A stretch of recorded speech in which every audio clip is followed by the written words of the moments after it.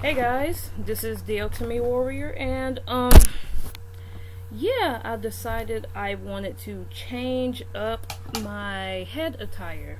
So instead of wearing my traditional bandana, I figured I would go with this little cute hat, adorable fox hat that I purchased at my local Electric City Comic Con.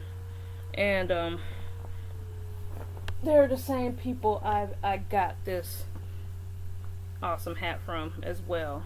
Got that from the South Carolina Comic Con.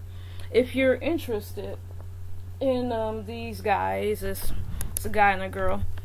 The name of their group is Hatcore, and they do customized work. I'm hoping to get a couple of customized Persona Fox hats, and yeah, they ship all around the U.S. If I recall, I think the shipping's like $3 all around the United States, but don't quote me on that. I'll leave a link to their Facebook in the description below. But I wanted to make another lesson, another lesson video from AX Anime Expo 2017, and that is bring smaller builds if you can. Which this kind of surprised me. It's okay to bring larger bills, and I'd recommend it. But in my personal experience, I found that using smaller bills makes the process a little bit more easier. Now, of course, this is depending on the type of money you're going to spend. If you're going to be there and you know you're going to be pretty much a high roller and buying a bunch of high-end stuff or very expensive stuff, then yeah, you might want to keep some $100 bills, $50 bills on you. And I'm sorry about the noise in the background. We're about to get ready to go in about half an hour. But yeah, but for a lot of us, I know we're kind of splurging, but we're still trying to kind of like save and whatnot. And we're not. A lot of us aren't high rollers, and that's totally understandable. So I think in that case, a lot of us are going to be using smaller bills. But if you have the option, like if you're trying to decide if bigger bills are better or smaller, just in general, I would definitely go for the smaller bills. You know, keep some 20s on you. But more importantly, I would keep 10s and 5s on me, and even a few 1s, maybe about 20 to 40 ones. Although those could tend to get a little bit inconvenient. But if you have something that's like, or your total is like $56, you know, those ones will come in handy for then. Because I don't know about you guys, but for me, it's just so much convenient to kind of use exact change when you can, so they don't have to dig in and reach for the change. In worst case scenario, they run out. Like, I doubt that would happen at some of the booths, but you never know. Better safe than sorry. Again, I recommend have a couple of hundreds on you, and you know, a few 50s, but mostly your 10s and your 5s. And heck, I would even recommend bringing coins with you. Bring your change. Now, that's not really convenient for both parties, for you or them. But I will say it'll be more freeing for you. You know, obviously, don't be a dick and bring a bunch of pennies. Don't pay for $100 of stuff in pennies, because I seriously doubt they'll take it. Or at the very least, they won't be happy about it, and they'll give you a stink eye. But hey, if you got some quarters, nickels, dimes, few pennies, why the heck not? Especially if they're charging tax. You know, I think dimes and quarters might be more preferable. I personally, I wouldn't spend more than $5 in change there at any given time. I only went to the Atlas booth to purchase my items, and I think I only spent like a dollar in change there, I think.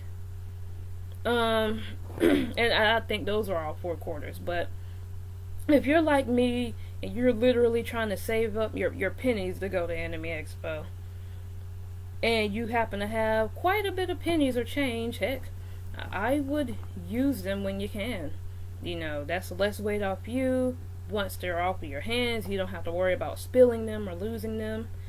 I would just kind of be considerate of the situation, especially if you plan on going the next year, and those people or whoever's at the booth is working, they might notice you, and yeah, that might not be a pleasant situation, at least for them. I know with the way I had my money, like I was saving up, doing the double reverse money challenge, so I would have like $100 bill here and like 102, 199, $98.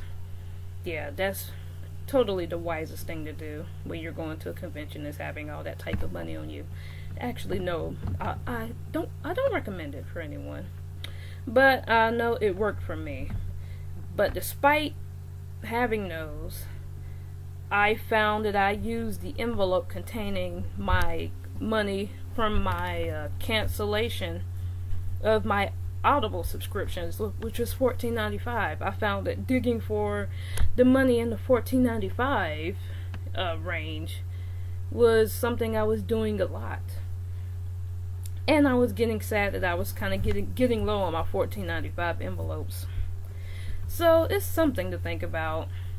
Again, if any of you guys went to Anime Expo 2017 or pretty much just any con, I'm thinking preferably the larger cons, I'm really curious about. How did you guys do it? I know the smaller bills work for me, but if the larger bills work for you, I'd really like to hear about that. So feel free to just leave like a comment below. But yeah, their smaller bills are just more convenient, and it's just a nice, I don't know, for me it's just a nice feeling to be able to pay with exact change and move on with your life. So yeah, at this point I don't feel like I can say any more on the subject without repeating myself, so I will end this video right here. So if you happen to like this video, or you're a fan of video games / show to me game stuff, or even a fan of drink testing, taste testing, toys, reviews, stuff like that, then feel free to subscribe to my channel. Or if you just have any questions about my experience at Anime Expo 2017, feel free to ask below. I'll most likely make a video on it so everyone can see.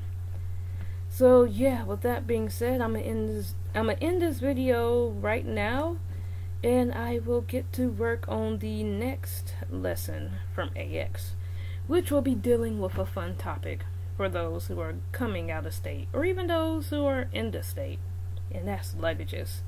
Alright guys, I'll talk to you later. Bye.